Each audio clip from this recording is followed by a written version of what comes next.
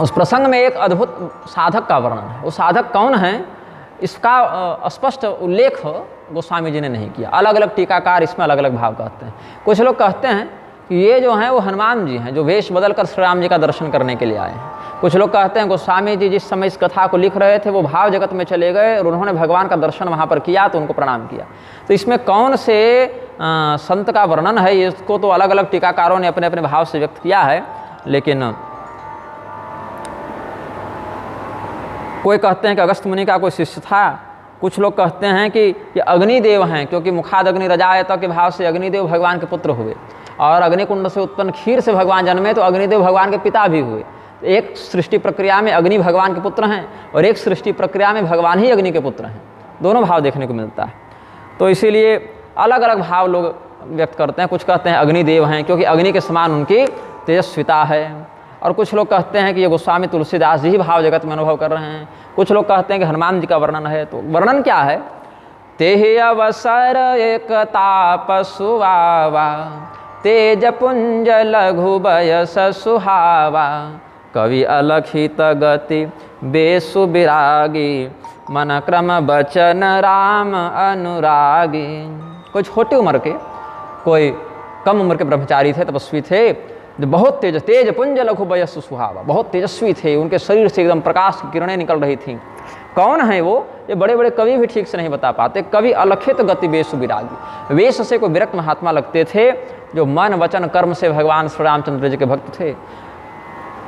सजल नयन तन पुलकी निज इष्ट देव पहचान परे उदंड जिम धरन तल दसान जाई बखानी। भगवान के चरणों में वो गिर पड़े, पटका कर गिर पड़े भगवान के चरणों में। और जिस प्रकार से उनकी वह भाव भंगिमा है, भगवान को देखकर जो उनके शरीर में रोमांच हुआ है, ऐसा लगा जैसे किसी बहुत भयंकर गरीब को पारस पत्थर मिल गया हो। भगवान ने उनको गले से लगा लिया। सब लोग कह रहे हैं कि ऐसा लगा जैसे प्रेम का स्वरूप ये साधक है और परमात्मा भगवान श्री रामचंद्र जी इनसे गले मिल रहे हैं। तो प्रेम और परमार्थ दोनों का यह मिलन हो रहा है, ऐसा लगा। फिर उन्होंने लक्ष्मण जी के चरणों पर अपना माथा नवाया तो लक्ष्मण जी ने उनको उठाकर गले से लगाया। फिर सीता जी के चरणों की धूल लेकर उन्होंने अपने माथे पर रखा, सीता जी को प्रणाम किया तो सीता जी ने उनको अपना बेटा समझकर आशीर्वाद दिया। जन निजान इसी सुदीन हसीसा। फिर निषाद राजगुह उन संत जी को प्रणाम करते हैं और उस संत जी सोचे कि ये राम जी के परम मित्र हैं तो निषाद राज से भी उन्होंने विधिपूर्वक भेंट की है और भगवान के सुंदर रूप का दर्शन प्राप्त करने लगे। फिर कुछ समय रहकर फिर वो साधक जी आगे चले गए।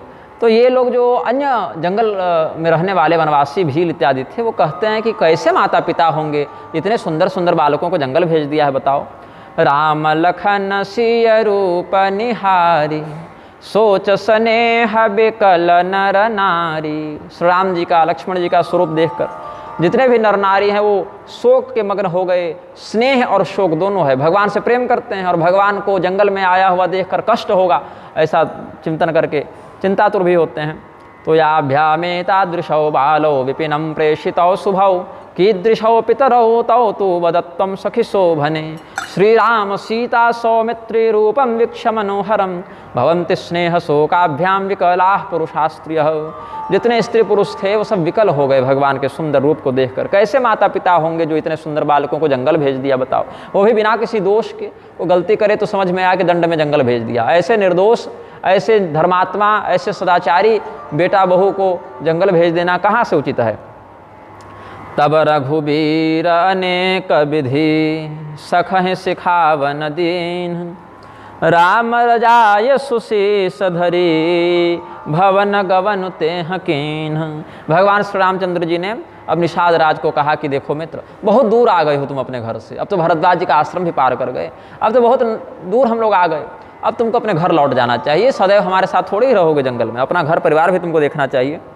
इत्युक्त्वा लिंगतम भक्तम समाश्वास्य पुनः पुनः निवर्तयामास गुहं सोऽपि कृच्छ्रा जयौ गृहं। भगवान ने निषाद राज को जब वापस लौटाया उसको बड़ा कष्ट हुआ, लेकिन फिर भी भगवान का आदेश है ऐसा सोचकर वापस लौटा। भगवान ने गले लगाकर उसको वापस किया है।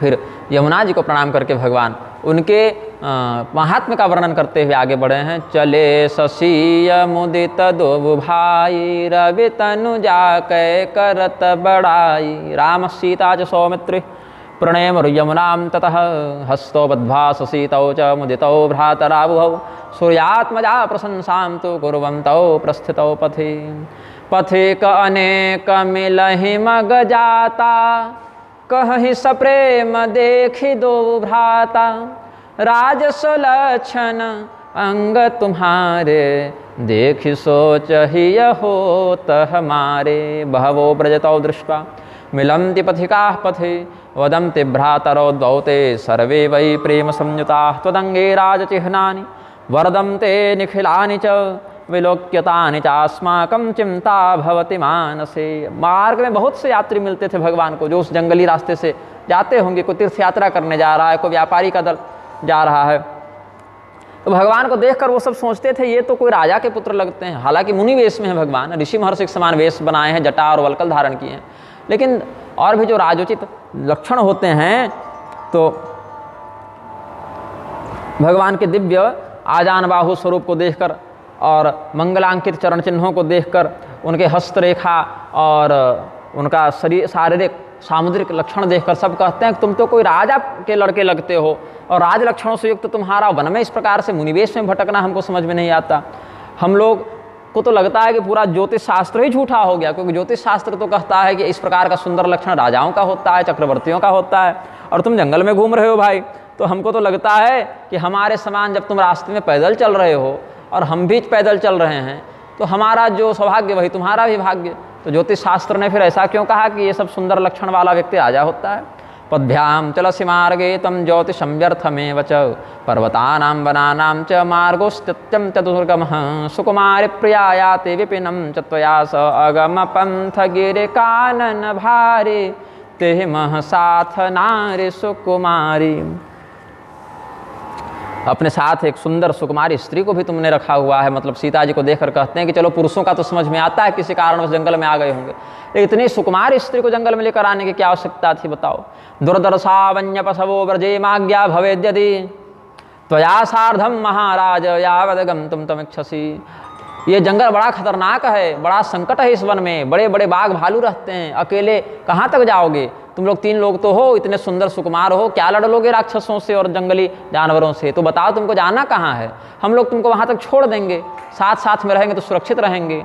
तो जा बजहाँ लगे तहाँ पहुँचाई फिर बबहोरे तुम्हें सिरुनाई। जहाँ तक जाना है वहाँ पर हम तुमको पहुँचा देंगे और वापस तुमको प्रणाम करके लौट आएंगे। तो एहि विधि पूछहि प्रेम बस पुलक गात जल नैन कृपा सिंधु फेरहि तिन्हि कहि विनीत मृदु बैन।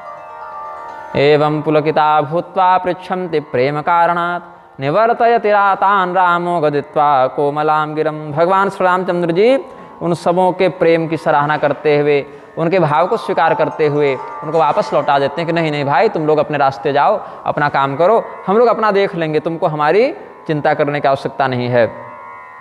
भगवान ने इस प्रकार से सबको कहा। जे पुर ग्राम बसहि मगमाहि तिन्हि नाग सुर नगर सिहाहि। केहि सुकृति केहि घरी बसाये धन्य पुण्यमय परम सुभाये। ग्रामा वसन्ति ये मार्गे तां निरीक्षाति लज्जितं भवन्त्यमरनागानां नगरं लोकमोहनं। धर्मात्मा वासयामास कस्यां घट्यां तो कः पुमान् ग्रामानिमान् शुभान् रम्यान् पवित्रान् परमोत्सवान्। भगवान श्री रामचंद्र जी जब जंगल से जा रहे हैं तो जंगल के बीच बीच में छोटे छोटे गांव भी होते हैं, उनसे होकर जब गुजरते हैं तो भगवान के इस करुणा से, जो देवालय हैं, देवताओं के नगर हैं, सर्पों के बड़े बड़े दिव्य नगर हैं, वो लज्जित होते हैं कि पता नहीं छोटे छोटे 10-20 घरों के जंगली गांवों को किसने बसाया होगा, कौन लोग यहाँ रहते होंगे कि भगवान का दर्शन इनको घर बैठे हो जा रहा है, और हम लोग स्वर्ग में बैठकर, भोगवती में बैठकर ये सब सौभाग्य नहीं प्राप्त कर पा रहे हैं। चरणो रामचंद्रस्य यत्र यत्र च गच्छतः तेन स्थानेन सदृशे नास्तीन्द्रस्यामरावती।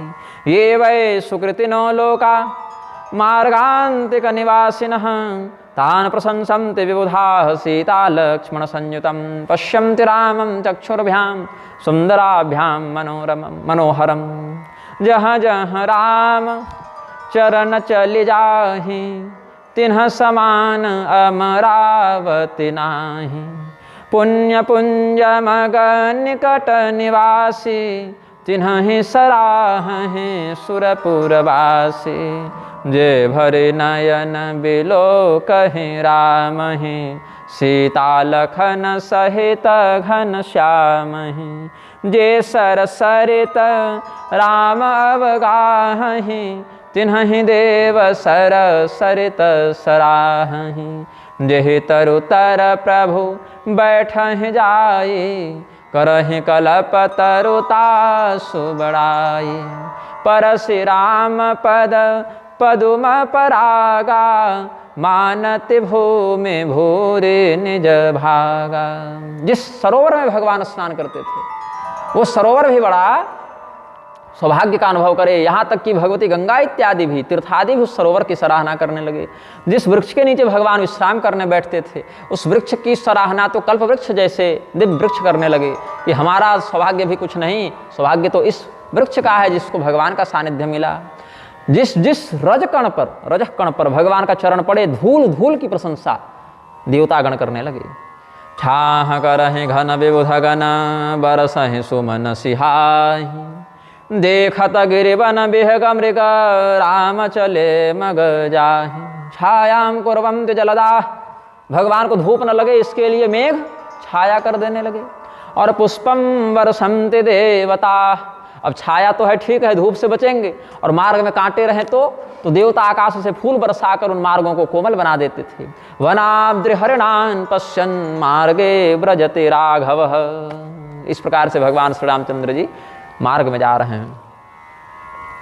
सीता लखन सहित रघुराई गावन कट जबन कसहि जाई सुनि सब बाल वृद्ध नर नारी चलहि तुरत गृह काज विसारी। सीता सौमित्र संपन्न श्री रामो ग्राम सन्निधौ यदा याति तदा सर्वे श्रुत्वा वृद्धाश्च बालकाः गेह कृत्यम त्वरम त्यक्त्वा आयान्ति पुरुषा स्त्रियः।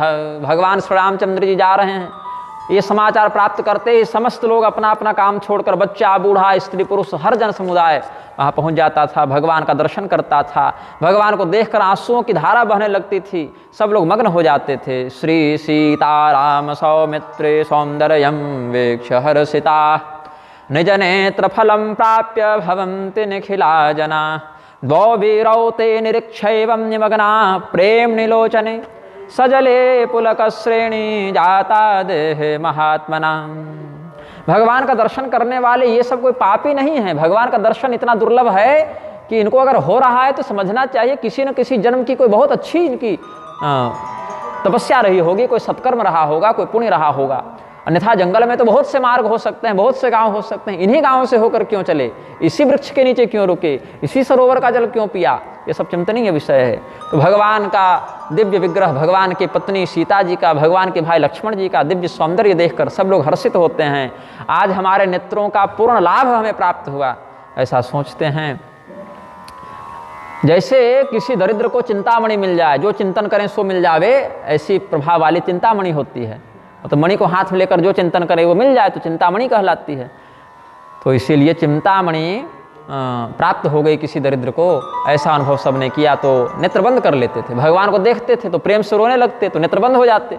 तो कुछ लोग समझाते थे भाई भावना को नियंत्रित करो, फिर ये निकल जाएंगे तो फिर देखने का अवसर कब मिले न मिले, आंसू पोछो, भगवान का दर्शन करो। तेषाम दशा वर्णनीया, अवर्णनीय दशा को प्राप्त हुए। कैसे? दरिद्रो लब्धवान मणिम एकश्चोपदिशत्येकं गृहाणाक्षणोः फलं क्षणे श्रीराघवं विलोक्यैके मग्नाः प्रेमार्णवे नराः दर्शनं तस्य कुर्वन्तः साकं तेन व्रजन्ति वै एके नयनमार्गेण निधाय हृदये छविं मनसा कर्मणा वाचा शान्तचित्ता भवन्ति।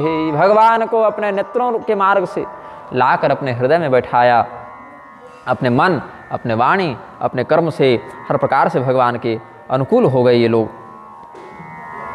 एक देखि बट छाह भली, दास मृदुल तृणपात, कहे गवाय छेनुक श्रम, गवन अब की प्रात। भगवान से लोग कहते हैं कि देखिए बहुत दूर से आप लोग आए हैं, बहुत थक गए होंगे, यहाँ हम नरम नरम घास बिछा दे रहे हैं, कोमल पत्ते बिछा दे रहे हैं, इस वृक्ष की छाया बड़ी अच्छी है, आप यहीं पर विश्राम कर लीजिए, और विश्राम करके फिर अगर मन करेगा तो आज चले जाइएगा, और नहीं तो हम कहते हैं कि आज रुक जाइए, यहीं प्रातः काल जाइएगा, ऐसा सब लोग कहते हैं। एके च सजलम कुंभ मानयन्ति वदन्ति च, कोई घड़े में पानी लाकर रख देते हैं। श्रुत्वा प्रियं वचः प्रीतिं विलोक्य बहुलां तथा, दयालुः परमो रामः शीलवांश्च विशेषतः, मनसि श्रमितां सीतां विज्ञाय घटिकावधि, विश्रामं कृतवान् धीमान्यग्रोधद्रुतले शुभे। भगवान के लिए कोई जल लाकर दे रहा है, कोई आचमन करवा रहा है, तो फल फूल इत्यादि उपस्थित कर रहा है। भगवान भी देखे कि सीता जी बहुत देर से चल रही हैं, थक गई हैं, यहाँ कुछ देर विश्राम भी कर लेते हैं, हमारे भक्तों को आनंद भी होगा, कुछ उनको भी दर्शन लाभ प्राप्त हो जाए।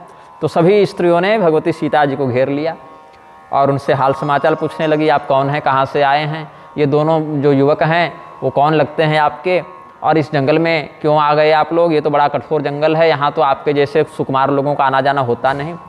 तो मुदिताश्च नरा नार्यः शोभां पश्यन्ति मानसं, रूपं चानुपमं दृष्ट्वा तेषां नेत्रं च मोहितं, भूत्वा चानिमिषा लोका राजं ते परितो हरे, चकोरा इव रामस्य मुख चंद्र सुधां पपुः। जिस प्रकार से चकोर चंद्रमा को देखता रहता है और उसकी चांदनी का आस्वादन करते रहता है, रामचंद्र मुख चंद चकोरा, एक टक सब सोहई चहुरा। सब लोग भगवान को चारों ओर से घेर कर एक टक देखने लगे, भगवान का दर्शन करने लगे। कैसा दर्शन कर रहे हैं, एक भाई तमाल वर्ण के हैं, सांवले हैं, कामदेव के समान, करोड़ों कामदेव के समान जिनकी शोभा है, और उन्होंने एक भाई बिल्कुल गोरे हैं, लक्ष्मण जी का दर्शन किया, वल्कल वस्त्र धारण किए हैं, तरकस कमर में बांधे हैं, हाथों में धनुष बाण शोभित हैं। तमालश्यामलां मूर्तिं दृष्ट्वा कंदर्पकोटयः, मुग्धा भवन्ति सौमित्रिं दृष्ट्वा नखशिखावधि, सुन्दरं च तडिद्वर्णं मनोमुग्धं भवत्यति, वल्कलं वसनं दृकट्यां तूणीरश्च विराजते, अत्युत्तमो धनुर्बाणो राजेते हस्तपद्मयोः, जटा मुकुटशीसन सुभग उरभुज नयन विशाल, शरद परब विधु बदन बर, लसत स्वेद कनजाल। भगवान का जो मुखमंडल है, और पैदल चल के आए हैं, जटाओं पर सुंदर जटा मुकुट, मस्तक पर सुंदर जटा मुकुट है, वक्षस्थल भुजा नेत्र ये सब अंग विशाल हैं, कटी क्षीण है, और भगवान शरद पूर्णिमा के चंद्रमा के समान सुंदर मुखमंडल से आलोकित हो रहे हैं, थके हुए हैं, तो पसीने की छोटी छोटी बूंदें चमक रही हैं उनके चेहरे पर। शरद ऋतु के चंद्रमा के समान इनकी सुंदरता यहाँ बताते हैं। राम लक्ष्मणयोः शीर्षं जटा मुकुट मंडितम, बाहुवक्षस्थलाक्षेणे विशालानि मुखं वरं, स्वेदबिन्दुल सद्दिव्यं शरत्परवश शाङ्कवत्। राम लखन सेय सुंदरताई, सब चेतवहि चित मन मति लाई, थके नारी नर प्रेम पियासे, मन हो मृगे मृग देखे दिया से। भगवान का कितना सुंदर वर्णन करते हैं। राम लक्ष्मणयो शोभा वर्णनीया मुनीश्वरैः, श्री राम सीता सौमित्रे सौंदर्यं मनसा धिया, चित्तेन सर्वे पश्यन्ति प्रमोदं प्राप्नुवन्ति च, प्रेमातुरा नरा नार्यो रामं वीक्ष्य विमोहिताः। जितने भी लोग प्रेम के प्यासे थे, सब भगवान के रूप का आस्वादन करके, नेत्रों से आस्वादन करके अपने मन की प्यास मिटाने लगे। ऐसा लगा उनको देखकर जैसे कोई मन जो है इनका वो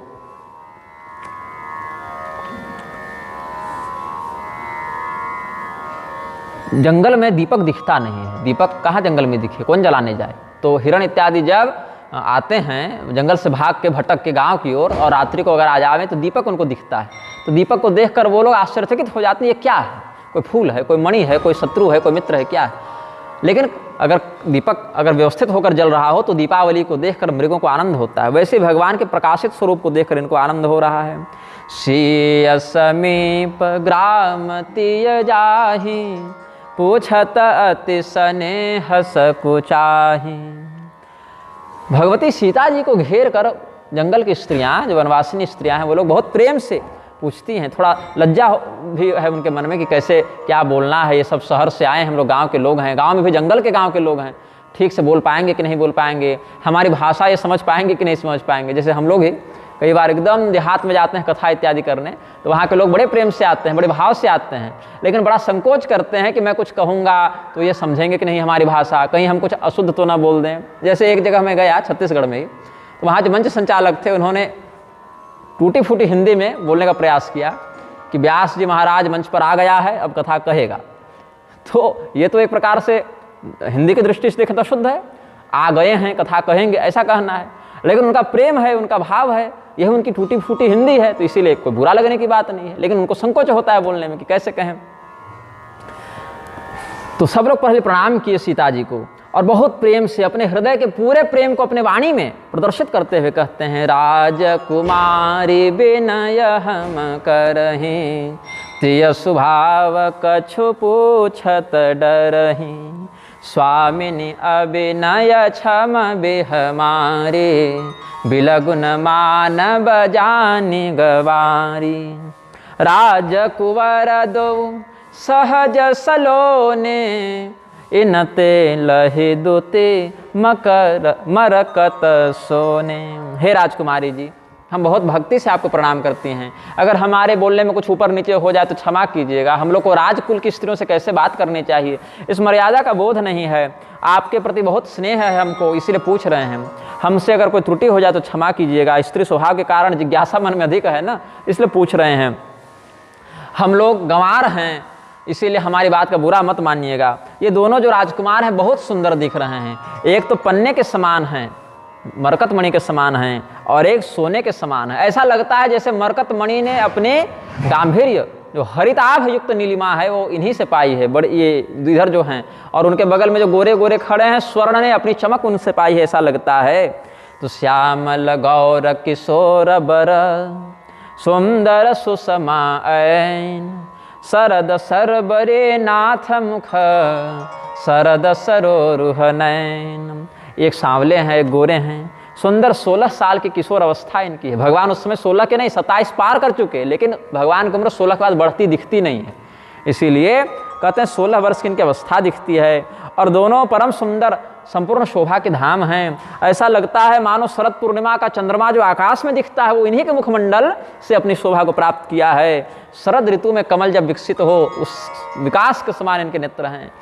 कोटि मनोजल जावनिहारे, सुमुखी कहूँ को आहि तुम्हारे, सुनि स्नेहमय मंजुल बानी, सकुच सीय मन महु मुस्कानी, तिन्हि बिलोकी बिलोकत धरनी, दुह सकोच सकोचते बरबरनी। करोड़ों करोड़ों कामदेव जिनकी शोभा के सामने परास्त हो जाएं, ये बताओ ये सांवले वाले तुम्हारे कौन लगते हैं। ऐसा जब सीता जी से पूछा तो सीता जी लज्जित हो गईं, मुस्कुराने लगीं, रोमांच हो उठा भगवान के प्रेम का स्मरण करके। पथि पथि कवधूभिः सादरं पृच्छमाना, पथि मार्गे, पथि कवधूभिः मार्ग में मिलने वाली उन सौभाग्यवती सद्गुणवती स्त्रियों, अब सौभाग्यवती सद्गुणवती थी तभी तो सीता जी का ऐसा सत्संग मिल रहा है उनको। उन स्त्रियों को अत्यंत प्रेम से पूछता हुआ देखकर सीता जी लज्जित हुई, अपने नेत्रों को नीचे किया, मुस्काने लग गईं और उनके नेत्र चंचल हो गए, मानो कैसे यहाँ से मैं इनको उत्तर दे पाऊंगी। तो उनके मुख में जो श्रृंगार, लालित्य और प्रणय का जो भाव देखा स्त्रियों ने तो समझ गईं इनके ये पति हैं, लेकिन सामने अपने प्रेम को प्रकट नहीं करना चाहती हैं मर्यादावशात। पथे पथे कवधूभिः सादरं पृच्छमाना, कुवलय दल नीलः कोयमार्ये तवेति। हे आर्ये, हे देवी, ये कौन है तुम्हारे जो नील कमल के समान सुंदर हैं? ऐसा जब सीता जी से पूछा।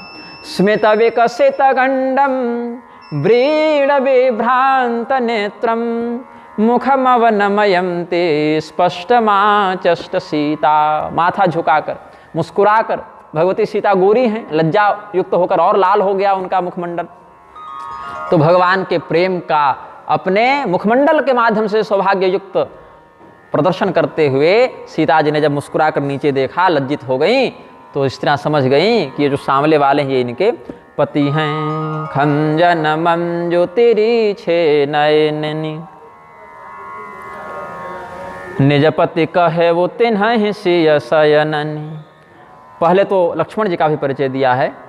सहज सुभाय सुभगतन गोरे नाम लखन लघु देवर मोरे। ये जो छोटे वाले हैं ना, जो बहुत ही सुंदर दिख रहे हैं आपको, जिनका स्वभाव बिल्कुल छल कपट रहित है, सहज स्वभाव हैं, गोरे हैं, उनका नाम लक्ष्मण है, जो हमारे देवर लगते हैं। और ये तो इनके समय लज्जा करके मुस्कुरा दिए, तो समझ गए कि एक देवर हैं तो दूसरे पति होंगे।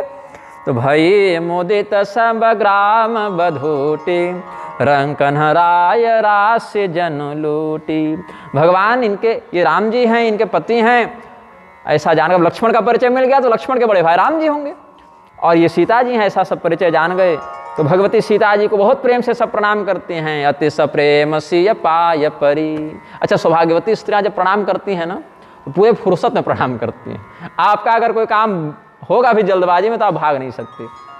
बहुत विधि से पहले घूंघट करके आराम से बैठ जाएंगे चरणों के पास, और बैठकर फिर आंचल को हाथों में लेकर और 5 बार 7 बार 9 बार जिसके पास जितना सामर्थ्य प्रणाम करेंगी। तो बहुत फुर्सत से वो प्रणाम करते हैं। उनके प्रणाम में कोई हड़बड़ी नहीं रहती। पुरुषों का प्रणाम बड़ा भद्र हो गया, वो ऐसे खड़े खड़े, उनका सबसे नीचे का प्रणाम घुटना तक रुकता है। वो कमर से लेके घुटना तक कहीं भी वो छूकर अपना प्रणाम निवेदित कर सकते हैं। और अगर पैर तक झुके भी कदाचित तो एक हाथ से प्रणाम करेंगे, लेकिन ऐसा नहीं। सौभाग्यवती स्त्रियां आज भी, बहुत सी स्त्रियां इस शील को धारण करती हैं। ऐसे हम लोग चरण को स्पर्शपूर्वक प्रणाम तो नहीं करवाते, दूर से ही कोई अभिवादन करें तो कर लें, पैर स्त्रियों से लगाना उचित नहीं समझते, लेकिन प्रणाम ऐसे ही करेंगे, घूंघट करके बड़े सम्मान के साथ नीचे बैठकर मस्तक झुकाकर और हाथ में अंचल को लेके 5 बार। तो सीता जी को भी वैसे सब सामने घेर कर बैठ गईं और भगवती सीता जी के चरणों को प्रणाम करते हुए आशीर्वाद देती हैं। अपनी पुत्रवधू के रूप में देख रही हैं ना ये सब स्त्रियां, तो आशीर्वाद देती हैं। अभवन मुदिता ग्राम वधोट्यो निखिलास्तथा द्रव्य राशिं यथा प्राप्य निर्धनास्तुष्टमानसा जानकीं परम प्रेम्णा निपत्याङ्घ्र्योः सुशोभनाम् आशीषं ताः प्रयच्छन्ते सौभाग्यं ते प्रवर्धताम्। तुम्हारा सौभाग्य रोज बढ़े, कभी उसमें न्यूनता न हो। अति सप्रेम सिय पाय परि बहुविधि देहि आशीष सदा सुहागनि हो तुम्हां जब लगी महि अहिशीष। जब तक शेषनाग अपने मस्तक पर पृथ्वी को धारण कर रहे हैं, हे सीते तुम्हारा सौभाग्य अचल रहे। कितना सुंदर आशीर्वाद दिया है। पार्वती सम पति प्रिय हो देवी न हम पर छाड़ बछो पुने पुने विनय करहि कर जोरी जाऊँ एहि मार्ग फिरिय बहोरी। जानहु दर्शनु देव जाने निज दासी लखी सिय सब प्रेम पियासी। मधुर बचन कही कही परितोषी जन को मुदिन कौमुदी पोसी।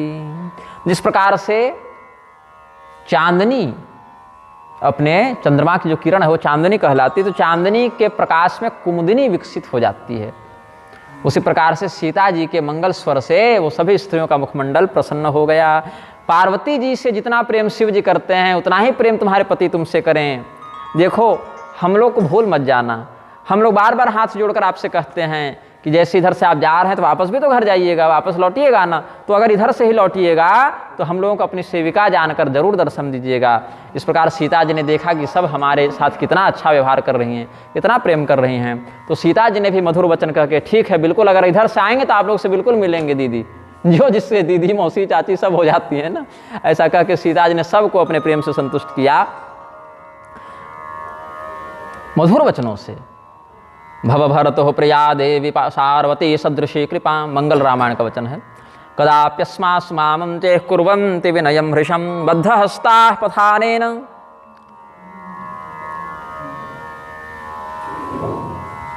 निवृत्ता चेत् भवे प्रिये पुनर्नो निजदाशीस्त्वं ज्ञात्वा दद्या स्वदर्शनं दृष्टा प्रेमातुरा सीता कौमुदीव कुमुद्वतिः सर्वाः संबोधयामास व्याहरेर्मधुरैः प्रिया।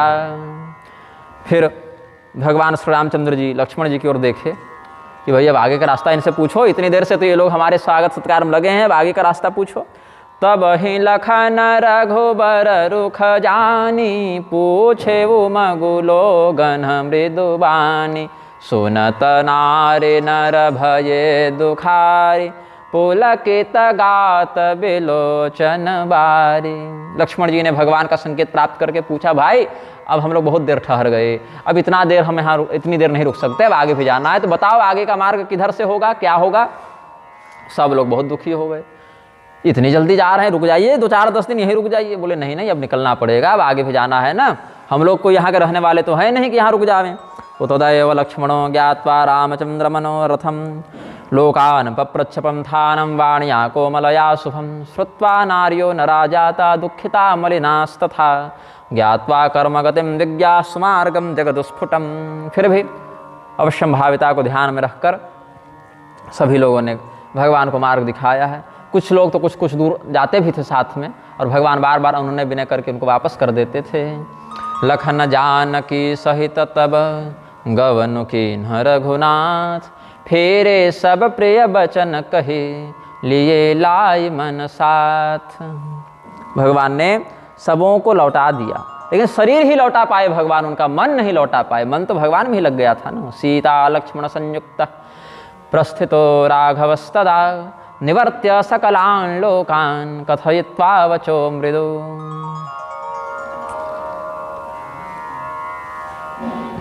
अच्छा एक बड़ा ही अद्भुत यहाँ पर श्लोक है। उस श्लोक का अर्थ भी थोड़ा विचित्र ही है, लेकिन लिखा हुआ है तो बोलना चाहिए। विधाता किसी को अगर कुछ देते हैं तो ऐसा कुछ करके देते हैं कि नहीं देते तो ज़्यादा अच्छा होता। जैसे चंद्रमा को उन्होंने उज्ज्वलता दी लेकिन कलंक लगा दिया। मतलब काम कुछ करेंगे सब बढ़िया, लेकिन उसमें ऐसा एक कोई पॉइंट जोड़ देंगे, ऐसा बिंदु जोड़ देंगे कि उस बिंदु के बिना उसकी उज्ज्वलता और अधिक हो सकती थी। जैसे यहाँ जो कहते हैं निपट निरंकुश निठुर निशंको जेहि ससि किन्ह सरुज सकुलंको रूप कल्प तरु सागर खारा रूख कल्प तरु सागर खारा तेहि पठये बन राजकुमारा। वो लोग क्या कहते हैं, विधाता के सब काम उल्टे हैं, विधि कर्तव्य उल्टे सब ही। ससि निखल कलंक कंटक पद्मनाले युवति कुच निपात पक्वता केश जाले जलधि जलमपेयम पंडिते निर्धनत्वम वयसि धन विवेको निर्विवेको विधाता। क्या कहते हैं, विधाता विचारहीन है, अविवेकी है। कैसे हैं, थोड़ा सा श्रृंगार प्रधान श्लोक है। चंद्रमा को सुंदर बनाए लेकिन उसमें कलंक दे दिया, उल्टा काम कर दिया। कमल कितना सुंदर होता है लेकिन उसके नाल बड़ी कठोर होती है, गड़ती है। कमल की जो डंटल है उसको पकड़ेंगे तो उसमें कांटा कांटा जैसा अनुभव होता है। बताओ क्या लाभ है। स्त्रियों का जो वृद्धावस्था में स्तन निपात हो जाता है वो भी विधाता के काम में उल्टापन ही है। केश हैं, बुढ़ापे में पक जाएंगे, क्या लाभ है। समुद्र इतना बढ़िया बनाया लेकिन उसके पानी को पीने ही लायक नहीं बनाया। पंडितों में निर्धनता देखी जाती है, बहुत पढ़ा लिखा होगा लेकिन उसमें अगर जब तक झूठ सच नहीं करे तब तक उसमें सामान्यतया धन की प्रतिष्ठा नहीं देखी जाती। विद्या या धन दोनों में से कुछ एक ही विशेष रहेगा। हाँ, ऐसा अवश्य है कि विद्वानों में बहुत सौभाग्यशाली विद्वान धनी भी हो जाते हैं, किंतु अधिकांश विद्वान तो निर्धन ही देखे गए हैं। और जब व्यक्ति की उम्र बीत जाती है तब उसको धन का विवेक होता है कि किस पैसे को कहाँ कैसे खर्च करना चाहिए। यही अगर सही समय पर हो जावे तो लोग जो है बहुत से धन का अपव्यय करने से बचेंगे। ऐसे ही विधाता ने एक और गलत काम किया कि ते ही पठये बन राजकुमारा। उसी विधाता ने बहुत गड़बड़ किया, इतने सुंदर सुंदर राजकुमारों को जंगल भेज दिया। जौ पे इन्ह देन्ह बन बासु किन्ह बाद विधि भोग बिलासु। ए बिचरहि मग बिनु पद त्राना रचे बाद विधि बाहन नाना। ए महि परहि डास कुश पाता सुभग से जगत सृजत विधाता। तरुबर बास इन्हि विधि दीन्हा धवल धाम रचिकत श्रम कीन्हा। सुनो सखी, यदि भगवान ने, भगवान मतलब यहाँ विधाता, ऐसे यही भगवान है ऐसा तो उसमें नहीं पकड़ पा रहे हैं, लौकिक दृष्टि से उनकी सुंदरता पर रिझे हुए हैं ये लोग। तो कहते हैं कि विधाता ने अगर इनको वनवास भेजा ना तो अवश्य ही बेकार ही समस्त सुखोपभोग की सामग्रियां बनाई, क्या लाभ। विधाता ने उनकी रचना में व्यर्थ ही परिश्रम किया यदि इनके भाग्य में वनवास लिखा था। बताओ, बिना खड़ाओं के ये जंगल में चल रहे हैं। ऐसे राम जी के पास खड़ाओं थी, लेकिन क्या होता है कई बार पथरीले भूमि पर खड़ाओं फिसलती है, वो लकड़ी है ना, चिकने पत्थर पर फिसलती है, ग्रिप नहीं बनता उसका। तो भगवान उसमें खड़ाओं को छोड़कर चलते थे, लक्ष्मण जी खड़ाओं उठा लेते थे। तो पैदल क्या होता है कि चरणों की रेखाओं से फिसलने की संभावना कम बनती है। तो अगर इन पथरीले मार्गों पर इनको बिना उपानह के, बिना पदत्राण के चलना था तो बेकार ही उतना हाथी घोड़ा रथ यान बनाने में विधाता परिश्रम किए थे। यदि इनको भूमि पर घास फूस बिछाकर सोना था तो परमात्मा ने, विधाता ने उतने सुंदर सुंदर महंगे पलंग बनाने में क्या परिश्रम किया, व्यर्थ किया। यदि इनको पेड़ों के नीचे ही रात बितानी थी तो बड़े बड़े महलों की रचना करके विधाता ने परिश्रम क्यों किया। जब ये पेड़ों के नीचे रात बिता सकते हैं तो पूरा संसार ही बिता लेता, फिर महल किसके लिए बनाए थे आप। जौ वे मुनि पटधर जटिल सुंदर सुठ सुकुमार। विविध भांति भूषण बसन बाद किए करतार। अगर इनको यही वलकल वस्त्र पहनकर मुनियों के समान जीवन बिताना था तो विधाता ने व्यर्थ ही इतने दिव्य बहुमूल्य रेशमी वस्त्र आदि बनाए। भांति भांति के गहने कपड़े बनाने का क्या लाभ। विधात्रा भोग्य वस्तूनि रचितानि निरर्थकम प्रेषितौ यद्वनम वीरौ सुंदरौ राम लक्ष्मणौ। यदि विधाता को इन्हें जंगल ही भेजना था, ये सुंदर राम लक्ष्मण को जंगल भेजना था, तो भोग उपभोग की इतनी दिव्य दिव्य सामग्रियां बनाकर क्या लाभ हुआ विधाता को। जौ एक कंदमूल फल खाहि बादि सुधादि असन जग माहि। एक कहि ये सहज सुहाये आप प्रगट भय विधि न बनाए। फिर कुछ लोग कहते हैं यदि कंदमूल फल खाकर ही यदि इनको जीवन बिताना है तो अमृत खीर ये सब दिव्य दिव्य भोज्य वस्तु विधाता ने बनाए क्यों। फिर कुछ लोगों ने कहा कि नहीं नहीं, इनका स्वरूप विधाता की रचना नहीं लगती, ये सुंदरता विधाता बना ही नहीं सकते हैं, विधाता की कौतुक की बाहर की ये रचना है, ये स्वरूप तो विधाता नहीं बना सकते। जहाँ लगे वेद कहीं विधि बरनी, जहाँ लगी वेद कहीं विधि करनी। श्रवण नयन मन गोचर बरनी। देखहु खोजी भुवन दस चारी। कहाँ अस पुरुष कहाँ अस नारी। अगर विधाता की रचना इनको कहते हो तो वेदों ने विधाता की करने का जो वर्णन किया है, तुम 14 भुवनों में खोज कर एक दिखा दो इनके जैसा कि विधाता ने और बनाया। विधाता ने इनको नहीं बनाया, ये तो स्वयं से उत्पन्न हुए हैं, अपने से ही हुए हैं। स्वभाव सुंदरौ चेमौ प्रादुर्भूतो स्वयं छितौ। विधात्रा रचितौ नैव वेदोक्तानि च यानि वै। उक्तानि ब्रह्मकर्माणि करणाक्षि गोचराणि च। चित्तस्य गोचराणि थं चान्विष्य भुवनत्रये। पश्यन्तु पुरुषो नारे कुत्र चैतादृशी किल। इन्हीं देखि विधि मन अनुरागा। पटतर जोग बनावै लागा। किन्ह बहुत श्रम एक न आये। तेहि ईर्षा बन आनि दोराये। कुछ लोग कहते हैं कि देखो विधाता ने तो इनको बनाया नहीं, ये तो स्वयं बिना विधाता के ही उपक्रम के बन गए। तो विधाता ने जब इनको देखा तो विधाता ने सोचा कि हम भी इनके समान सुंदर रचना करें। तो विधाता ने इनको देखकर प्रेरणा लेते हुए इन्हीं के समान सुंदर स्त्री पुरुषों को बनाना प्रारंभ किया। सीताराम जी के समान सुंदर, लक्ष्मण जी के समान सुंदर रचना करना प्रारंभ किया, लेकिन कर नहीं पाए, थक गए। तो ईर्ष्या हो गई मन में कि अरे हमारी रचना इतनी सुंदर क्यों नहीं। तो विधाता ने इनके साथ कुचक्र किया और इनको जंगल भेज दिया। विधाता ने इनसे बदला लिया। इस प्रकार से दृष्ट्वेमौ सुंदरौ द्रस्रष्टु सुचित्तं मोहितं ह्यसौ ईदृशौ राजपुत्रौ तु स्रष्टुमिच्छां चकारौ एकोऽपि नागतो रम्यः श्रमे च बहुले कृते किन बहुत श्रम एक न आये तेहि ऋषावन आनि दुराये तस्यैर्षया समानीय गहने गोपिता विमौ। पुलस्त रामायण में कहते हैं, वहीं से भाव गोस्वामी जी वर्णन कर रहे हैं। एक कहहि हम बहुत न जानहि आपु ही परम धन्य कर मानहि ते पुण्य पुंज पुंज हम लेखे जे देखहि देखि हहि जिन्ह देखे। बहुत सुंदर साहित्यिक भाव प्रस्तुत किया गोस्वामी जी ने। बहुलम कथयन्ते के नैव जानीमहे वयम् आत्मानं परमं धन्यं कृत्वा मन्यामहे परं मन्यामहे सुकृतिनस्तान् ये पश्यन्ति सुन्दरौ द्रक्ष्यन्ति चाथवा द्राक्षोर्वयं श्री राम लक्ष्मणौ। कोई लोग कहते हैं कि देखो इतनी बातें तो हम नहीं जानते कि किसने बनाया, कैसे जंगल आए, लेकिन इतना अवश्य जानते हैं कि हम बड़े धन्य हैं, बड़े सौभाग्यशाली हैं जो इनका दर्शन कर ले रहे हैं। और ये जान लो कि जो लोग इनको देख रहे हैं, जो लोग इनको देख चुके हैं और आगे जो लोग देखेंगे, वही एकमात्र पुण्यात्मा हैं और अन्य कोई व्यक्ति उनके समान पुण्यात्मा, उनके समान धन्य नहीं है।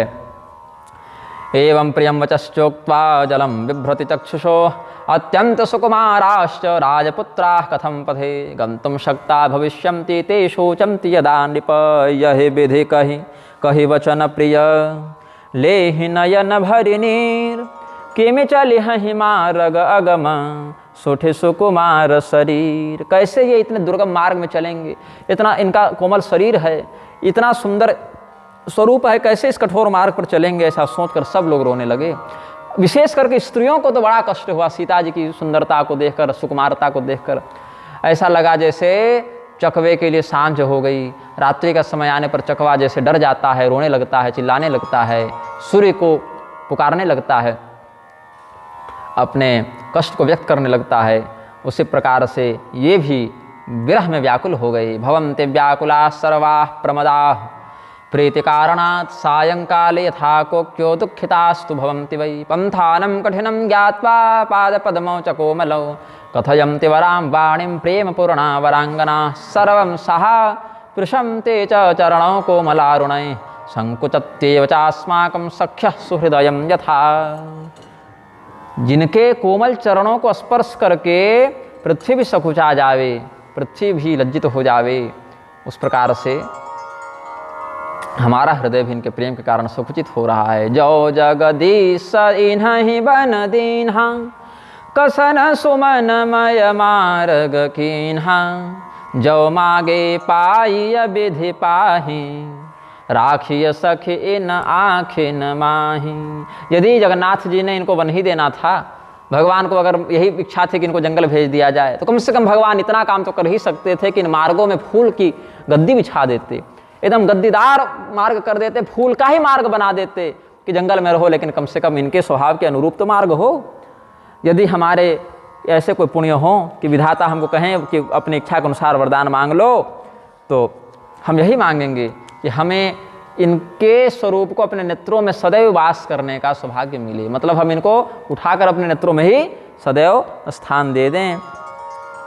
अच्छा, कुछ लोग ऐसे थे जो इस समय भगवान का दर्शन कर नहीं पाए थे, तो उनको जब पता चला कि इतने सुंदर दो राजकुमार और एक राजकुमारी आए थे, तो बहुत व्यग्रता के साथ भागते हुए गए, किधर गए, कहाँ गए, कैसे मिलेंगे, कितनी दूर चले गए, और पीछे से दौड़ते हुए जाते थे। गर्भवती स्त्रियां पछताती थी कि हम तेजी से दौड़कर उनके पास नहीं जा सकते। जिनका अभी भी बच्चा हुआ है वो नहीं पकड़ पाई भगवान की गति को। जो बहुत बच्चा था, जो बहुत बूढ़े थे, वही भगवान का दर्शन नहीं कर पाए, वो पछताते हैं। लेकिन भगवान जो हैं अपने अंदर से उनके प्रेम को जानकर उनको मंगल का आशीर्वाद प्रदान करते हैं। अस्मिन् क्षणे नरा नार्यो ये चासन्न अनुपस्थिता ते दृष्टवन्तौ श्री सीता रामचंद्रौ न शोभनौ आकर्ण्य सुंदरम रूपम पृच्छन्त्याकुलिता स्त्रियः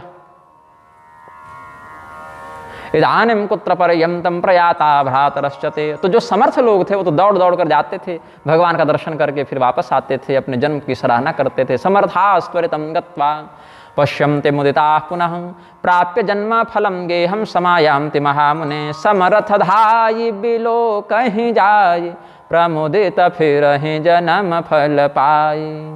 अबला बालक वृद्ध जन करमी जहि पछिताहि, होहि प्रेम बस लोगई में राम जहाँ जहाँ जाई। पश्चात्तापं प्रकुर्वन्ते वृद्धा बालास्तथा बला, यत्रैव याति श्री राम प्रेम वश्या भवन्ति च। जहाँ जहाँ भगवान जाते सब लोग प्रेम के वशीभूत हो जाते। जो बहुत ज़्यादा बूढ़े लोग हैं, जो बहुत ज़्यादा बच्चे लोग हैं, और जो स्त्रियां हैं जो गर्भवती हैं या नवप्रसूता हैं या और कोई विडम्बना से युक्त हैं, वो सब पछताते थे कि हम लोग क्यों नहीं दर्शन कर पाए। और जो लोग ये सब समाचार जानते थे कि वनगमन हुआ क्यों है, वो सब अयोध्यावासी को कहते थे कैसे लोग हैं जो इन्होंने भगवान को आने दे दिया, कैसे लोग हैं माता पिता जिन्होंने जंगल भेज दिया, राजा का दोष है, रानी का दोष है, ऐसा सब लोग कहते थे। विलोक्य भानुवंशं ग्रामे ग्रामे च जायते आनंदो ये समाचारम किंचित जानन्ति ते नृपम, राज्ञ चापि विनिंदन्ति प्रेम पूर्णा सुनिर्मला। कहि एक यति भल नर नाहु, दीन हम जेहि लोचन लाहु। कुछ लोग कहते हैं कि राजा दशरथ की कोई गलती नहीं है, एक तो सत्य पराक्रमी राजा के पास कोई विकल्प नहीं था, इसीलिए न चाहते पर भी ऐसा हो गया। लेकिन अच्छा ही हुआ, क्योंकि हम तो अयोध्या जाकर इनका दर्शन कर नहीं पाते, तो अच्छा हुआ कि ये जंगल ही आ गए, हमें दर्शन का लाभ तो मिला। वदन्ते के महाराजो धन्यो यो नः प्रदत्तवान, नेत्र लाभम नरा नार्यो वदन्ति सरलाम गिरम। इस प्रकार से सब लोग अपने अपने भाव को व्यक्त करते थे। धन्यायोध्या दशरथ नृप, धन्य धन्य है ऐसा कहते हैं। ते पितु मातु धन्य जिन्ह जाए, धन्य सो नगर जहाँ ते आए। धन्य सो देश शैल बन गाऊँ, जहाँ जहाँ जाहि धन्य सो ठाऊँ। सुख पायउ बिरम चिरचिते ही, एजहि के सब भांति सनेही। राम लखन सिय कथा सुहाई, रही सकल मग कानन छाई। वे माता पिता धन्य हैं ये जिनके पुत्र बनकर आए। वो राजा दशरथ, वो कौशल्या जी धन्य हैं। वो नगर धन्य है जहाँ से आए, अयोध्या नगरी धन्य है। वो देश पर्वत जंगल गांव धन्य है। वो स्थान धन्य है जहाँ जहाँ इनके चरण कमल पड़ रहे हैं। भगवान श्री रामचंद्र जी के, सीता जी के, लक्ष्मण जी के दिव्य सद्गुणों की कथा पूरे जंगल में गूंज उठी। पूरा दंडकारण्य भगवान की कीर्ति के प्रभा से गुंजायमान हो उठा। धन्यायोध्या दशरथ नृपः साच धन्या च माता, धन्यो वंशो रघुकुल भवो यत्र रामावतारः। धन्या वाणी कविवर मुखे राम नाम प्रपन्ना, धन्यो लोकः प्रतिदिनमसौ राम वार्तां शृणोति। एहि विधि रघुकुल कमल रवि, मगलो गन्ह सुख देत। जाहि चले देखत विपिन, सिय सौमित्र समेत। इत्थं श्री रघुवंशाब्ज भास्करो मार्ग मानवान, सुखम प्रयच्छन पश्यंश्च वनम व्रजति सप्रियः। अपनी प्रियतमा सीता जी के साथ, अपने प्यारे भाई के साथ भगवान जंगल के मार्ग से जंगली लोगों को, वनवासियों को, जंगल में रहने वाले लोगों को उनकी भक्ति और प्रेम का पूरा फल प्रदान करते हुए, दर्शन देते हुए आगे बढ़े हैं। तो कैसी शोभा हुई। अग्रे यास्याम्यहं पश्चात् त्वमन्वेहि धनुर्धर, आवयोर्मध्यगा सीता माए वात्म परात्मनः।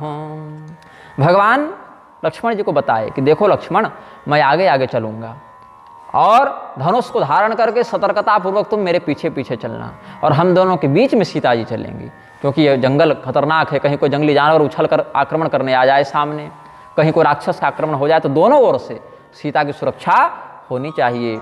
तो आगे राम लखन पुनि पाछे, तापस बेस बिराजत काछे। उभय बीच सिय सोहति कैसे, ब्रह्म जीव बिच माया जैसे। आवयोर मध्यगा सीता माएवात्म परात्मनो। जैसे आत्मा और परमात्मा के बीच में माया होती है, वैसे ब्रह्म रूपी राम जी और जीव रूपी लक्ष्मण जी के मध्य में माया स्वरूपिणी मूल प्रकृति सीता जी हैं। वसंत कामयोर मध्य शोभते च यथा रतिः, बुध चंद्रमसोर मध्य यथा राजति रोहिणी।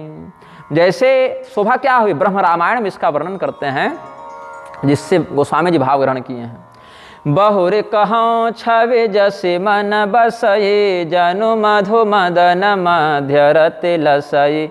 उपमा बहुर कहूँ जियसो जोहि, जनु बुध विधु बिच रोहिणी सोही। रोहिणी कौन है? चंद्रमा की पत्नी है। और बुध कौन है? चंद्रमा के पुत्र हैं। तो भगवती सीता जी बड़ी भाभी हैं, तो लक्ष्मण जी उनके पुत्रवत हुए। बड़ी भाभी माँ समान होती है, तो बुध के समान लक्ष्मण जी हो गए।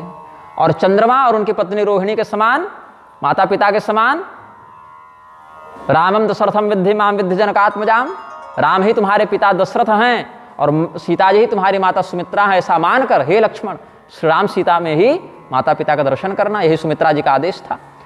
तो इसीलिए बुध के रूप में ये हो गए लक्ष्मण जी, और चंद्रमा के रूप में राम जी, और चंद्रमा की पत्नी रोहिणी के रूप में सीता जी। अथवा कामदेव हो गए राम जी, कामदेव की पत्नी रति हो गई सीता जी, और कामदेव का मित्र वसंत जो हैं, सुहृद जो हैं, वो लक्ष्मण जी हो गए।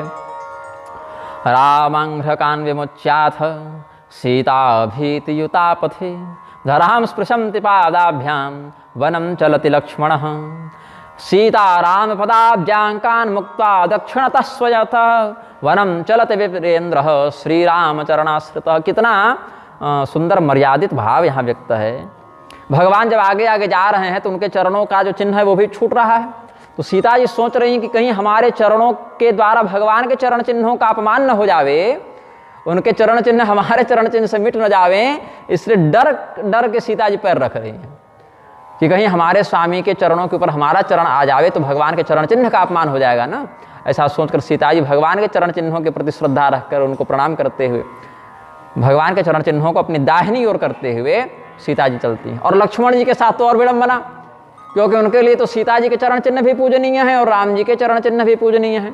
तो लक्ष्मण जी जो हैं वो श्री सीता रामचंद्र दोनों के चरण चिन्हों से बचते हुए और उनको अपनी दाहिनी ओर करते हुए, चरण चिन्हों की को अपनी दाहिनी ओर करते हुए आगे बढ़ते हैं। प्रभु पद रेख बीच बिच सीता, धरति चरण मग चलति सभीता। सिय राम पद अंक बराए, लखन चलहि मग दाहिन लाए। राम लखन सिय प्रीति सुहाई, बचन अगोचर किमि कहि जाई। खग मृग मगन देखि छवि होहि, लिए चोर चित राम बटोहि। ये जो अद्भुत मर्यादा है, प्रेम है, इसका वर्णन मनुष्य की वाणी से संभव नहीं है। ये अनिर्वचनीय प्रेम है। पशु और पक्षी भी जो उस जंगल में थे वो भी भगवान के पीछे पीछे चलने लगे। पक्षी आकाश से उड़ उड़कर भगवान का दर्शन करने लगे। जो किसी पथिक से भेंट हो जाए किसी मार्ग में, वो पथिक भी धन्य हो जाता था। राम लक्ष्मण सीता नाम प्रीति सुंदरी शोभना, वर्णनीया कथम देवी या सरस्वती गोचरा। देवी सरस्वती भी जिस प्रेम का वर्णन करने में संकोच करें, वो हम कैसे वर्णन कर सकते हैं। खगा मृगाश्चर्यं वीक्ष्य भवन्ति किल मोहिता, तच्चित्तं चोरितं हेतु रामेण पथिगामिना। जिन्ह जिन्ह देखे पथिक प्रिय, सिय समेत दो भाई। भवमग अगम आनंदते, बिनु श्रम रहे सिराय। श्री सीता संयुतो पांथौ, भ्रातरौ राम लक्ष्मणौ। विलोकितौ प्रियौ द्वौ, ये सार्थकम जन्मतः कृतम। भगवान श्री सीता और लक्ष्मण जी से युक्त श्री रामचंद्र जी का दर्शन जिसने किया वो अवश्य ही उसका जीवन धन्य है। अनेकानेक लोगों का जीवन धन्य हुआ। आजकल भी जिस व्यक्ति के हृदय में आगे आगे चलते राम जी, बीच में चलती सीता जी और उनके पीछे चलते लक्ष्मण जी का ध्यान होता है, सपने में भी कोई अगर ऐसा चिंतन करे उसका उद्धार होता है। राम धाम पथ पावहि सोई, जो पथ पाव कहूँ कबहु मुनि कोई। जिस मार्ग को, जिस परम धाम के मार्ग को अर्चिरादि मार्ग कहते हैं उसको, जिससे मोक्ष होता है, अर्चिरादि मार्ग को बड़े बड़े ऋषि महर्षि भी कदाचित ही पकड़ पावें, उस मार्ग पर चल पावें। लेकिन जिस भक्त ने अपने हृदय में इस छवि को बिठा लिया, उसके लिए भगवान उस मार्ग को सुगम कर देते हैं। अद्यापि यस्य स्वप्नेपि वसन्ति हृदये प्रिया, सौमित्र जानकी रामा पथिका लभते तु सह। वैकुंठ धाम मार्गम यम करहि लभते मुनिः, तब रघुबीर श्रमित सिय जानी। देख निकट बट शीतल पानी, तह बस कंद मूल फल खाई। प्रातः नहाय चले रघुराई। रामचंद्र सदा सीतां विज्ञाय श्रमितां वटे शीतलं सलिलं वीक्ष्य प्रचकार मुदा स्थितिं। कंदमूलफलं भोक्त्वा प्रातः स्नानं विधाय च तस्मात् देशान् महातेजा राघवः प्रस्थितो वनम। भगवान ने देखा कि बहुत देर से चल रहे हैं, सीता जी फिर थक गई हैं और शाम भी होने वाली है, अब रुकना पड़ेगा। तो एक बरगद के वृक्ष के नीचे भगवान रुक गए और फिर प्रातःकाल, रात को वहीं फिर कंदमूल फल इत्यादि जो कुछ रखे थे वो खाए। प्रातःकाल स्नान ध्यान करके फिर आगे की यात्रा में बढ़े हैं। अब आगे आज जो यात्रा चली है भगवान की, सो ये यात्रा कहाँ पूर्ण हुई? बोले वाल्मीकि जी के आश्रम तक भगवान अब पहुँचे हैं। देखत बन सर शैल सुहाये वाल्मीकि आश्रम प्रभुवाये। भगवान अब वाल्मीकि जी के आश्रम में आ गए हैं। सरांस विपिने शैलान पश्यन् रघुकुलोद्भवः श्रीमद्ब्रह्मर्षि वाल्मीकि रागतश्चाश्रमान्तिकम्। ब्रह्मर्षि वाल्मीकि जी के आश्रम में भगवान आ गए। राम दीख मुनि वास सुहावन सुंदर गिरि कानन जलु पावन। सरनि सरोज बिटप बन फूले गुंजत मंजु मधुपर सभूले। खग मृग विपुल कोलाहल करहि विरहित बैर मुदित मन चरहि। भगवान जब वाल्मीकि जी के आश्रम में आए हैं, बहुत सुंदर आश्रम। ऐसे वाल्मीकि जी के कई आश्रम थे। एक तमसा नदी के तट पर भी आश्रम था वाल्मीकि जी का, तो बहुत स्थानों पर वाल्मीकि जी के आश्रम थे। एक गंगा जी के तट पर भी आश्रम था, एक यहाँ भी आश्रम बता रहे हैं। तो भगवान ने देखा, जैसे आजकल भी महात्माओं के बहुत जगह आश्रम होते हैं, तो भाई आजकल के महात्माओं के बहुत जगह आश्रम हो जाते हैं, तो पहले के ऋषि महर्षियों के भी होने कोई बड़ी बात नहीं है। तो भगवान देखते हैं कि बहुत सुंदर सरोवर है। वाल्मीकि जी के आश्रम के चारों ओर सरोवर हैं, वहाँ कमल खिले हुए हैं। वनों में बहुत शांति है, मतलब यहाँ के वन में उपद्रव नहीं है। वाल्मीकि जी के आश्रम के आसपास जो वन है वहाँ कोई उपद्रव नहीं है, बहुत शांत है, तपोवन है ना। और फूल फल से युक्त वृक्ष हैं और सुंदर सुंदर भंवरे उन सुंदर सुंदर फूलों पर मंडरा रहे हैं, गुंजार कर रहे हैं। बहुत से पशु पक्षी अपने प्रेम से वैर रहित होकर, मतलब अगर सिंह और बाघ और एक मतलब सिंह और हिरण एक जगह आ जावे तो कोई लड़ाई नहीं, दोनों के मध्य वाल्मीकि जी की तपस्या के प्रभाव से निर्वैरता हो जाती थी। तो हुआ क्या, जब भगवान यहाँ पहुँचे हैं तो रामो ददर्श विप्रर्षेराश्रमं सुमनोहरं तदीयं काननं शैलं जलमाश्रित्य पावनं तडागेषु सरोजानि विपिने तरवस्तथा पुष्पिता मंजुगुंजन्ति भ्रमरारसलंपटा। कोलाहलं प्रकुर्वन्ते विपुलाश्च खगामृगाः चरन्ति त्यक्तवैराश्च प्रसन्नमनसस्तथा। सोचि सुंदर आश्रम निरखि हरसे राजीवनयन सुनि रघुबर आगमन सुने। आगमन मुनि होना चाहिए।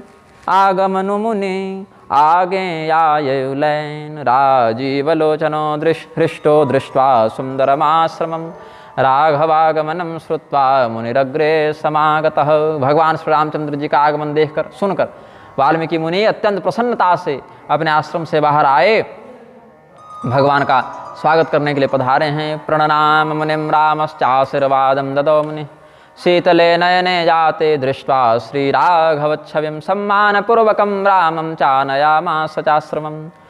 मुनि कह राम दंडवत कीन्हा आशीर्वाद विप्रवर दीन्हा। देखी राम छवि नयन जुड़ाने करि सन्मानु आश्रम ही आने। भगवान को आया हुआ देखकर वाल्मीकि जी स्वागत के लिए आगे बढ़े। वाल्मीकि जी को आता हुआ देखकर भगवान ने दंडवत किया। ब्राह्मणों में श्रेष्ठ जो वाल्मीकि जी हैं, विप्रवर दिन्हा, आशीर्वाद विप्रवर दिन्हा। वाल्मीकि जी को क्या कहा गोस्वामी जी ने? विप्रवर। ब्राह्मण थे वाल्मीकि जी, शूद्र नहीं थे। आजकल बहुत से लोग वाल्मीकि जी को शूद्र बताते हैं, ऐसा नहीं है। वाल्मीकि जी ब्राह्मण थे। हाँ, ये अवश्य बात है कि कुसंगति के कारण डकैत बन गए थे, लेकिन जन्म की दृष्टि से ब्राह्मण ही थे। उनके 6 जन्मों की कथा हमने अलग अलग ग्रंथों में पढ़ी है। आनंद रामायण में, अद्भुत रामायण में और शिव पुराण में, और कहाँ कहाँ पढ़ी है ऐसी। तो उन कथाओं में से पौराणिक कथाओं को हमने उत्तरकांड प्रसंग एवं संन्यासाधिकार विमर्श इस पुस्तक में लिखा है।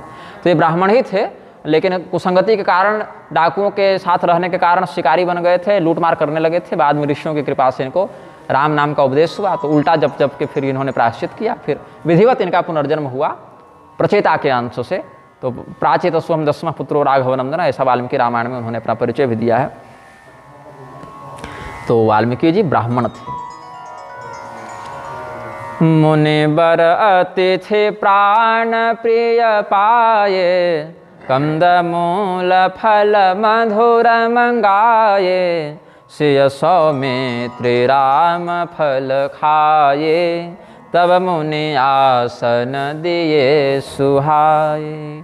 दृष्ट्वा रामं रमानाथं वाल्मीकिर्लोक सुंदरम, जानकी लक्ष्मणोपेतं जटामुकुटमंडितं, फलमूलस्य मधुरैर्भोजयित्वा सलालितः। भगवान श्री रामचंद्र जी को, लक्ष्मण जी को, सीता जी को बहुत प्रेम से, प्राणों से अधिक प्रिय मानकर उनके स्वागत के लिए बहुत सुंदर सुंदर कंद मूल फल मंगाकर वाल्मीकि जी ने निवेदित किया, आसन दिया, भगवान को प्रसाद तवाया। बहुत आनंदित है वाल्मीकि जी मन में। तब कर कमल जोरे रघुराई, बोले बचन श्रवण सुखदाई। भगवान श्री रामचंद्र जी ने हाथों को जोड़कर वाल्मीकि जी के सामने निवेदन किया है। राम मूर्तिम शुभाम वीक्ष वाल्मीकि हृदय हर्षितः, राम प्राहाथ वाल्मीकिम श्रवणानम ददम वचः। वाल्मीकि जी के कानों को आनंदित करते हुए भगवान श्री रामचंद्र जी ने बहुत सुंदर मधुर वाणी में उनको कहा है, तुम त्रिकालदर्शी मुनिनाथा, विश्व बदर जिम तुम्हारे हाथा। हे महर्षि वाल्मीकि जी, आप तो त्रिकालदर्शी हैं। ऐसे भी वाल्मीकि जी को श्री राम कथा लिखने के लिए अलग से वरदान दिया था ब्रह्मा जी ने। अतीतम अनागतम च कहकर कहा कि राम कथा से संबंधित जो घटना घटित हो चुकी है और जो घटित होने वाली है, सब कुछ तुम जान जाओगे। इसलिए वाल्मीकि जी ने श्री राम कथा में सर्वज्ञता का वरदान प्राप्त किया है। तो आप तो त्रिकालदर्शी हैं और आपका जो ज्ञान है वो इतना दिव्य है, इतना संपूर्ण है कि जैसे अपने हाथ में कोई बेर का फल रखे, पूरा उसके भाग को देख लेता है एक ही साथ। कैसा है? वैसे ही पूरा ब्रह्मांड मानो आपके लिए बेर के समान है और आप यहाँ बैठे बैठे सब घटना को देख लेते हैं। तो अस कहे प्रभु सब कथा बखानी, जेहि जेहि भांति दीन बन रानी। राघव प्रांजलि प्राह वाल्मीकि विनयान्वितः, पितुराज्ञां पुरस्कृत्य दंडकानागता वयं भवन्तो यदि जानन्ते किं वक्ष्यामोऽत्र कारणम्। भगवान से यद्यपि वाल्मीकि जी ने कुछ चर्चा परिचर्चा में प्रश्नवाचक भाव व्यक्त किया, तो भगवान बोले कि आप तो सब जानते हैं गुरुदेव, आपको हम क्या अपने विषय में बताएं, आप तो त्रिकालदर्शी हैं। लेकिन बात ऐसी ऐसी हुई कि माता कैकेयी ने पूर्व काल के 2 वरदानों के आधार पर हमारे वनवास का और भरत के राज्य का वरदान मांगा हमारे पिताजी से। तो अब हम यहाँ जंगल में आ गए। तात बचन पुण्य मातो हित, भाई भरत असराव, मो कह दरस तुम्हार प्रभु, मम सब पुण्य प्रभाव, सब मम पुण्य प्रभाव। और इस वरदान के कारण कोई कष्ट व्यक्त नहीं किया है राम जी ने। कहते हैं पितुर्वचो हितम मातु राजा च भरतोनुज, इन दर्शनम श्रीमताम प्राप्तम मया स्वसुकृतोदयात। पिताजी का वचन रह जाए, कैकेयी जी का मनोरथ पूर्ण हो जाए, भरत हमारे प्रिय भाई राजा बन जाएं और हमारे भाग्य में आपका दर्शन हो जाए, आपका दर्शन हमारे भाग्य में आ जाए, हम आपका दर्शन कर लें, ये सब हमारे पुण्य के प्रताप से हुआ है। और आपके चरणों को देखकर यदि कोई पाप रहा भी होगा तो नष्ट हो गया गुरुदेव। आपके चरणों को देखकर हमारा समस्त पुण्य उदित हो गया। अब आप कुछ हमको आदेश दीजिए कि जहाँ पर कोई प्रकार का उपद्रव न हो, जहाँ हम आनंद पूर्वक रह सकें, ऐसे स्थान को बताइए, ऐसा आदेश दीजिए कि हम कहाँ रहें, ये आप बताइए।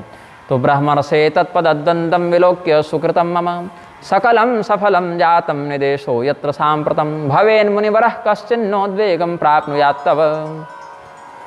मुनि तापस जिन ते दुख लहि, ते नरेश बिनु पावक दहि। जिन राजाओं के रहते हुए ऋषि महर्षियों को कष्ट हो, वो राजा तो बिना अग्नि के ही जल गया है मानो। इसीलिए ब्राह्मण को संतुष्ट करना, ब्राह्मणों की सेवा करना समस्त मंगलों का मूल है।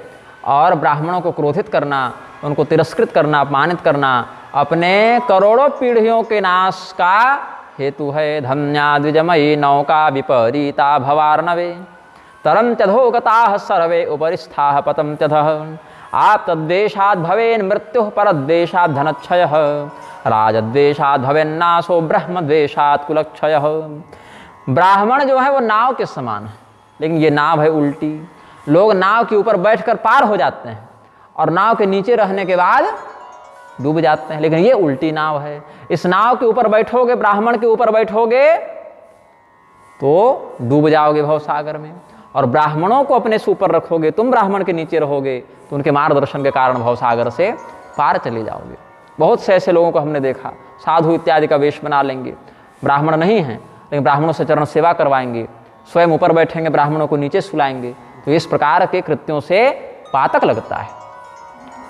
तो धन्या द्विजमयी नौका विपरीता भवार्णवे भवसागर में ब्राह्मण जो है उल्टी नाव के समान है। नाव के ऊपर बैठने से व्यक्ति पार हो जाता है, नाव के नीचे जाने से डूब जाता है, लेकिन ये उल्टी नाव है।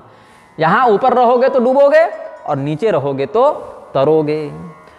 यदि कोई श्रेष्ठ व्यक्ति का अपमान करे तो वह मृत्यु को प्राप्त होता है। श्रेष्ठ न भी हो, नीचे ही वाला हो, लेकिन उसका भी तिरस्कार करे तो धन इत्यादि का नाश होता है।